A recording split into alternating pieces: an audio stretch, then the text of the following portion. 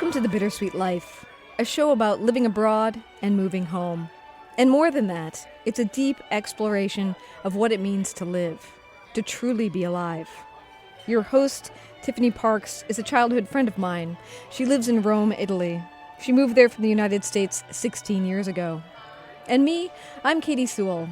I was a short-term expat for a time, living in Italy, right down the street from Tiffany. And then I moved home to Seattle, Washington. That's where I am now. So you are in the right place. If you love Italy or travel, if you're thinking about moving abroad or lived in a foreign place in the past, this is a show infused with art and literature and history. It's a show about life, and we're glad you're here.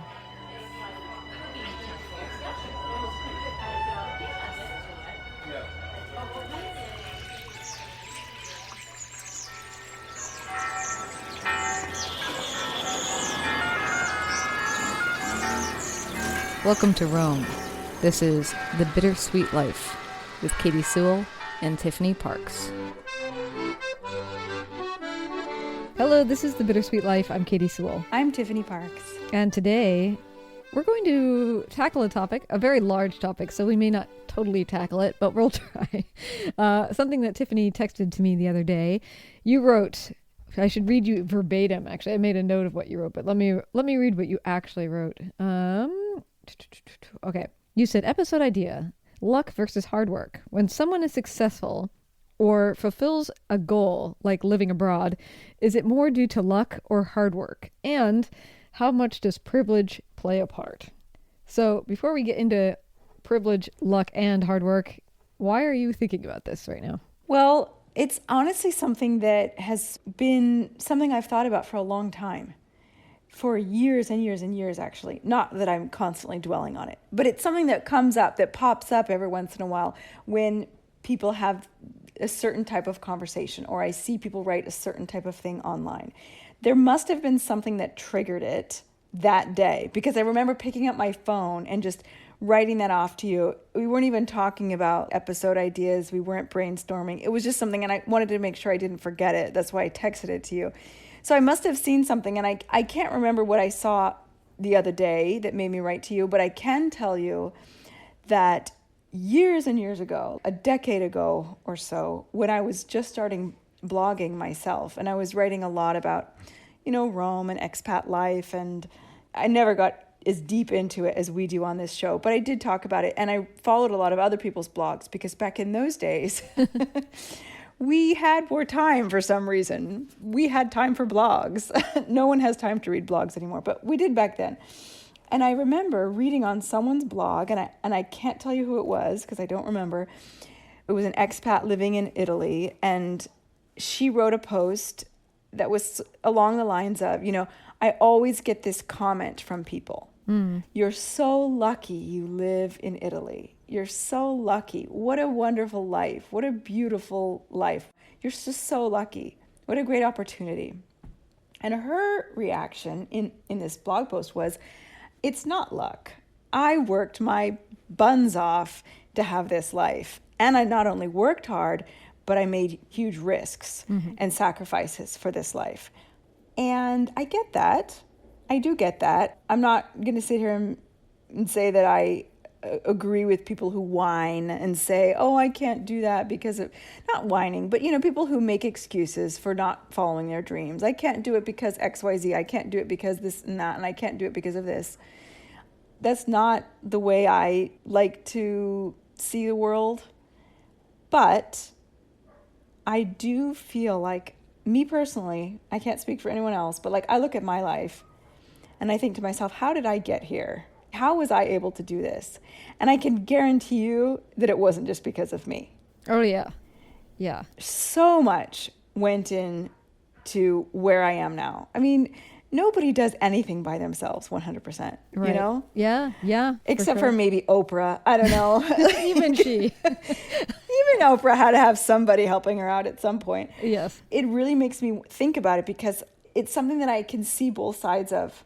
Because I can see the side of you make your own opportunities and you manifest your own luck and you bring people into your life with your positive energy that are going to help you. I mean, I totally buy that way of thinking. But I also by that. Like if I hadn't had the mother that I had and the education that I had, et cetera, et cetera. Yeah, for sure. I don't necessarily believe as much in like the manifestations of things and that sort of thinking, but I have a lot of thoughts about this actually, because when we talk about privilege as a society, because that's kind of what you're getting at. You had a certain mother, and that was a privilege because of her. Yeah, I did not pick her. Right. I got her. Right, you got her. And whenever people talk about privilege, you immediately get into like, a lot of people anyway, start to feel guilt. And that's why I think you get a blog post like that girl saying, I did this. This was hard work for me. You know, you immediately get people on the defensive. Like, hey, it's not a privilege. I worked really hard for this. And I think that you have to separate the guilt from the conversation of privilege, because then you can actually assess what cultural advantages you had. Because, I mean, let's go back to your mom. It was a privilege that your mother, let's say at a very base level, had traveled to a different country before, you know, that she was interested in Europe and talked to you about it, that she took you there when you were a young person. It's a privilege just to be a person who's been on a plane before. There's so many rungs to privilege, because it's that idea of you had a mom and you had family in Italy, for instance, and you had a mother who was interested in different parts of Europe. And so I think because of that, you can imagine it. You have the capacity to imagine it. Whereas I think when I was a young person, I didn't know anybody who had ever traveled to Europe that was in my immediate family. I didn't know anyone who had lived in a foreign country before. And I think that because of that, I didn't ever think that that was something that I would do, you know? You just don't have the vision for it. And that's not to say that I wasn't an extremely privileged person. I had well-educated parents. I had them pushing me to learn. We both went to an amazing high school that was very hard and offered you the chance to learn a foreign language.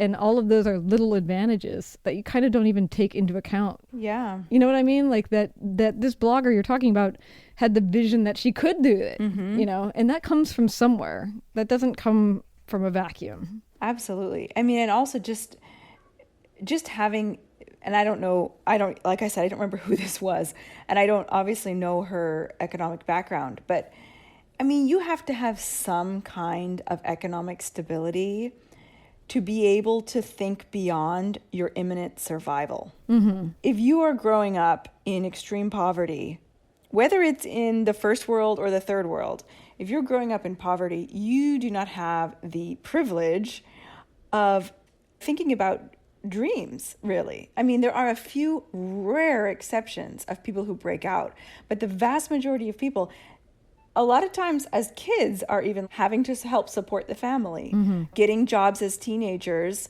to support, you know, younger siblings or to help out a single parent. And they do not have the luxury of thinking, oh, my dream is X, Y, or Z. Well, and not only that, like they may have a totally different outlook in the sense that what if you're raised, rather than to pursue college, you're raised that, you know, what you need to do is you need to get through this school and you need to get a job. And that is what you do. You get through the minimal amount of education and you get a job and you hold on to it for as long as you can and you help support the family. And that is just the vision.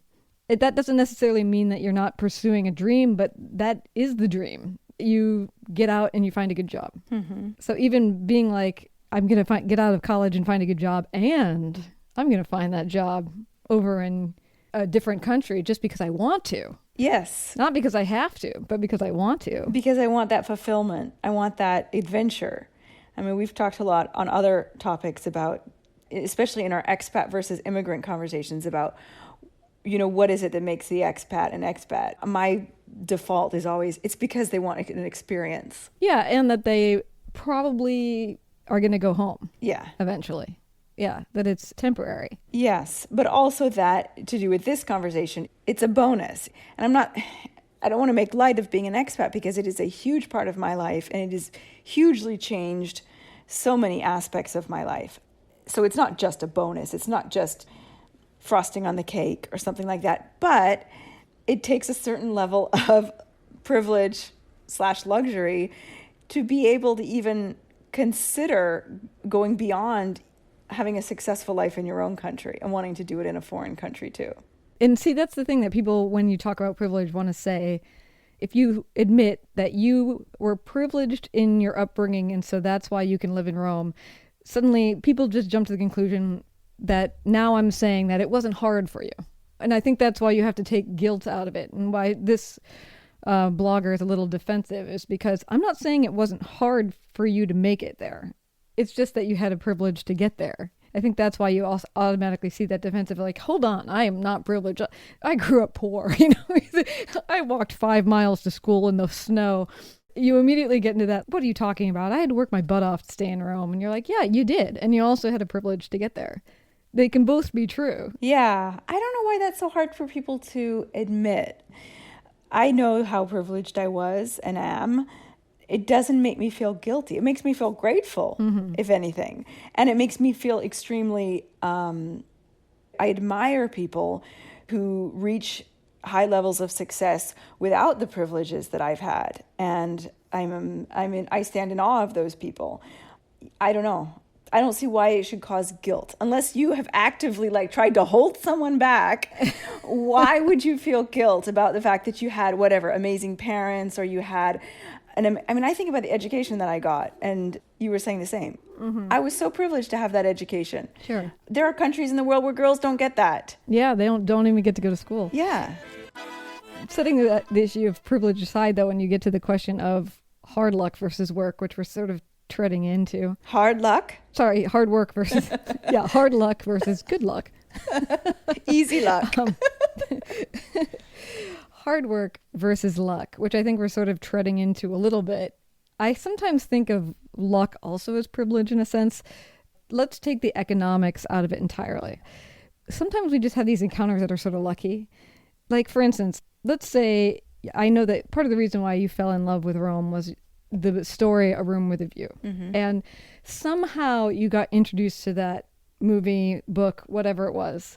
And sometimes I think of the luck of that too. You end up with a teacher or a friend or a person on the street that just happens to mention something that you check out, and all of a sudden it changes the trajectory of your life. And I think that's the little privileges that we all have in our lives, regardless of any kind of economics, is that we happen into different people with different ideas. And hopefully the luck comes to you happen into people with great ideas, or people that somehow inadvertently point you in a direction that ends up being very important. Or like you have a teacher who introduces you to a particular writer, and then you become obsessed with that writer, and that changes how you think about whatever. I mean, we all have these little things, And that's also kind of its own little sense of privilege. These people that come and implant seeds along the way. I don't know if that's privilege or luck, but... Yeah, I never thought about that way. In a sense, the words can be interchangeable. Because when you think about just the privilege of birth, that's luck. Where you're born, who you're born to. Yeah. Unless you believe in reincarnation and the true meaning of karma, it's complete luck where you're born. Just the fact that we were born where we were born in a developed country is already a huge amount of luck / privilege, whatever you want to call it. But those little things that come into your life, I guess you could consider them privilege as well, although to me they seem more like luck, or synchronicity. Again, is there a plan or isn't there? Who knows? Yeah, it's kind of weird. Now that we've done this show for ages and ages now, since we're halfway through college now, time-wise, and how long we've been doing this program, it's kind of difficult to remember how much more provincial I used to be. When I met Derek, for instance, years and years ago, and I was looking for a change. I was looking for a wider view of life. But I remember him telling me about getting out of the military and literally shutting the door on his apartment in England and walking from there across France to the edge of Spain, and then following the Camino all the way across that journey to Santiago. And I remember thinking, my gosh, how does somebody even think to do something like that? I can't believe you actually did that. That's nuts. And kind of both being jealous and amazed, and also thinking, I could never do something like that, because I had no experience even with traveling alone for any length of time. I had no experience. I had never been to Europe before. But I think about that, and then I think about when we're talking about luck versus privilege or advantage or hard work, I think about that and jump forward to when this show starts and I'm living in Rome. And I do think of that as a bit of a combination of hard work and luck. And the luck comes in with, yes, Derek applied to be in a fellowship program that he got, right? So he had to do the hard work of writing that application. But the luck feels like, for whatever reason, the program organizers that year, it was a program to study interreligious dialogue, for those of you who are just joining us. And it was a worldwide search, like scholars and students and everybody from all over the world could apply. And for whatever reason that year, the organizers decided that they were going to pick a younger group than they had in years prior. They had always kind of picked people who were in 40s, 50s, 60s, and they were like, let's try doing it people who are in their 20s and 30s instead. And because of that heavy emphasis on young people, that was part of the reason why Derek made it into the cut, I think, of the worldwide group, the worldwide search. And that to me feels like a hint of luck. It wasn't that he wasn't qualified. He was totally qualified to do it. But that the organizers had decided that that year they were looking for young people. Feels like lucky to me. It's totally lucky. I think there is luck in everything, and that doesn't take away from the hard work. And I think that that's the problem with people that's the thing I don't get about people who have this problem with talking about privilege. Just because you're privileged does not mean that you also did not work really hard and that you're not also really good at what you do. There's luck, I think, in everything. Yeah. I'm sure. I mean, I think about my book getting published, and I think about how I got my agent. Yeah, Midnight in the Piazza, by the way, if you're just joining us. Thank you for that plug. It's a book for middle readers, a great adventure story. Thank you. Go ahead. I got my agent on Twitter. I talk about this on a mini episode in an event called Pit Mad, I think. Yeah, Pit Mad it was called. And you tweet out your tagline, you tweet out like a pitch that has to be one tweet long. And this is back in the olden days of Twitter when it was half the length of what tweets can be now. And you tweet it out, you put in certain hashtags in there, and you hope that an agent sees it. And if they like it, they put a heart on it. And then that means you can query them. I think about that. And I think about how many thousands and thousands, because literally thousands of people participate in that. And when I did it, you could tweet twice an hour. We were not supposed to do it more than twice an hour. Now they say you can only do it twice in the whole event. Okay, so there were 2 tweets going out an hour for all of these thousands and thousands of people. And my agent saw my tweet. You cannot tell me that there was not luck involved in that. And yet you must have also crafted a really great sentence to pitch it. Yeah, I'm sure I did. But I mean, I don't see how anyone could possibly achieve anything, whether it's moving abroad, publishing a book, becoming the president of the United States, and say, I did this all by myself. Nobody helped me. There was no luck. There was no privilege involved. It was all my own work. It's not possible. Yeah, there were no mentors. Because how did the idea to even do it get put in your head? Yeah. You weren't born being like, you know what? Goo. I'm going to live in a foreign country someday. Exactly. I'm going to get as far away from where I currently am, and I'm going to go live somewhere else. Yeah. The idea comes from something, and it could be a teacher, it could be something you read, it could be something you see, it could be an obsession with language, whatever it is, Yes. It comes from somewhere. We all have so many encounters, and especially in our early childhood, I think that they make so much more of an impact when you're little. My mom had an obsession with French culture. She wasn't, she had Italian blood, but she was a Francophile. Mm-hmm. And so we had foreign exchange students from France stay with us, and they invited us back. I mean, that's a huge part. Going to Paris and living in Paris for a month at age 16 with a French family, huge part of what then led me to move abroad. I know so many people who move abroad because they studied. They did a year abroad in school and they fell in love with the country and they had to move back. Don't tell me that those people didn't have privilege because those programs are freaking expensive. or whatever it is. I think about Aurelio now, the things that he encounters just based on me and the things that I talk about. I'm always talking about books, but he laughs at me because I'm obsessed with books, and he'll tell on me now. If I get a book and he'll be like, Papa, Mommy got another book. Like, jeez, kid. And you hope that those positive things like reading or whatever I offer to him at least will make a dent. But then, of course, you wonder as well about the negative things because, of course, everyone has negative influences. Sure. That they pass on. Yeah. I mean, even that, it's funny. So if you listen to the mini episode last week, I was talking about my early days in Rome after you shared your early days in Rome, and obviously I was having a hard go of it. Go back and listen to the episode and you can see why. So regardless of luck or privilege, it was hard for me to make that adjustment. But when I was going back and looking for notes about how was I feeling, I was looking this notebook. If you listen to the episode, it was a lot of complaining, but it was also that we were doing this program called The Artist Way, which is a book that's supposed to help you recover your creativity by doing tons and tons and tons of exercises. And so I was encountering the exercises as I was going back and reading what the journal was. And one of those exercises was to write about people who, as an artist, those people who were encouraging to you, and to write about them and why they were, what role they played, and to also write about the people who stood in your way. If not actually stood in your way, said things that knocked you down a peg, whether they meant to or not. Because when we're talking about that, we have positive influences and we have negative ones, and the negative ones can also knock you like way off course, even just accidentally.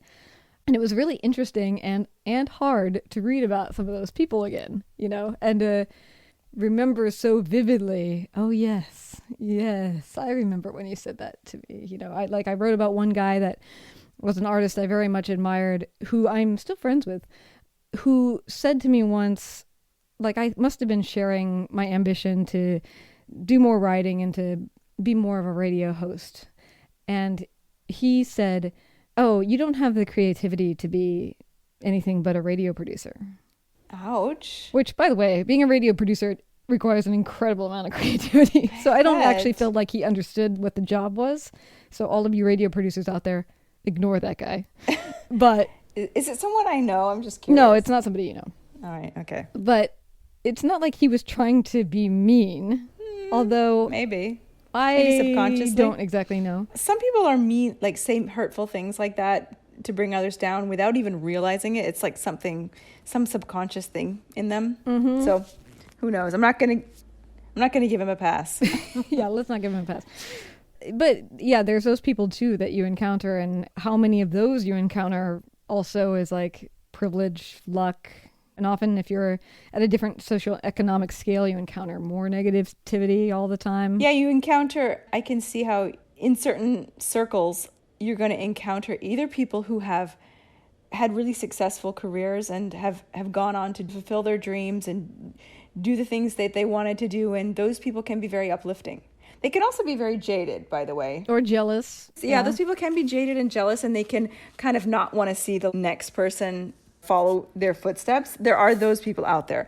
But I think for the most part, most people who have had really fulfilling careers and lives, they want to help people who are coming up after them. Or at least show as an example, just show in their own lives, like, this is what I did. I decided I was going to do this and do that, and I just did it, Whether or not they're talking about you can see them as a model. Whereas if you're in a different sort of circumstance, you're seeing people who, A, maybe didn't even try, or B, failed. You just don't have the kind of models that you would have in a very academic situation or, a privileged background. So, yes, that's true, too. Well, and sometimes, too, it's hard to recognize how far you've come. Like, if we're all on a ladder, let's say, because we often, I think of ourselves on a ladder and whatever our profession is, we kind of know who's above us. We sort of know who's below us, We definitely know who we would perceive as we're competing with, maybe. Mm-hmm. But that's the thing. You're always looking up the ladder, and we hardly ever look back at how far up the ladder you already came. It's so true. Yeah, I had to teach a radio class to a bunch of high schoolers late last year, and And this is during the pandemic. Like, as far as I know, I've just been up in my office alone, talking to you occasionally. And it wasn't until I was talking to that class of teenagers where I thought, oh my God, I really do know a lot. And I did come a long way. And I remember what it was like to be them and really want to work in radio and work in writing and be like, how do you even do that? And even that I have an idea of how you do that now is so much further up the ladder. And when you talk about privilege in this case anyway, it's just like, how far up the ladder are you just when you first launch as an adult, just by all the other people? It's interesting to think about. It is. Anyway. No, I wanted to honestly give a shout out to my mom. Not that she's necessarily listening. I don't know how often she listens to the show. She does occasionally. But, when we were talking a little bit ago about depending on what family you're born into, often you have examples you learn from, particularly your parents. And when I was in the States this summer, a couple of times talking to my mom, it just came up, and she doesn't really dwell on her childhood a lot. She had a very difficult childhood. She had a very, very different childhood than I had, extremely different. Her parents were very poor, completely uneducated, and I hope she doesn't mind my saying borderline abusive. And I remember just a couple of times she said something like, my mom used to always say, Patty, go do this. Patty, get me that. Patty, or Pam, her sister, Pam, get me that. Give me this. Get me that. Go do that. Do this. Do that. She's like, we were our mom's slaves. Mm-hmm. She was constantly telling us to do this, to do that. And she said, I hated that. And I remember when I had you girls, I said, I'm not going to do that. I'm not going to do that. And there was another example that she gave in a different conversation. Oh yeah, my mom always did this thing, and I decided I wasn't going to do that.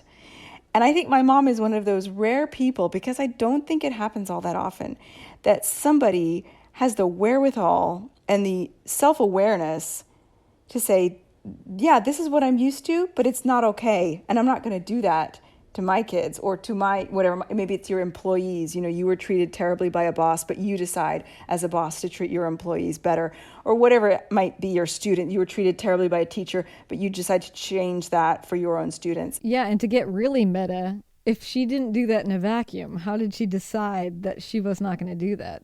What were the other influences that made it possible for her to have that thought and to follow through with it? I've wondered about this so many times, because my mom, she had such a different adult life than her two sisters did. Both of her sisters got pregnant in high school, and one of them became a business owner and did pretty well for herself. The other one lived most of her life in, I won't say poverty, no, not poverty, but she lived in a very hard life, very difficult life, challenging life. And my mother went on to live a very privileged life after, becoming an adult. And not to say she didn't work hard, because she worked incredibly hard, but she had a lot of luck too. But I've often wondered, what was it? My mom, if you meet my mother, she comes across as being so cultured. And I believe that she is cultured. I mean, she loves theater. She took us to the theater when we were little girls. She thought to give me music lessons, voice lessons. She put me in ballet. She offered us so much. She introduced us to so many different things that then we could choose what we loved to do. She started traveling as an adult. She never traveled as a child. I've always wondered, what is it about her? Where did she get that from? She did not go to university. She did not have the opportunity to go to university. There were no scholarships when she was at that age. It was, like you were saying, finish school and go to work and send money home to your parents. That was her young adult life. But somehow she pulled out of it. And I've always wondered how. Well, maybe you'll have to do a little interview with her. Yeah, maybe I will. And find out. I've always wanted to interview her.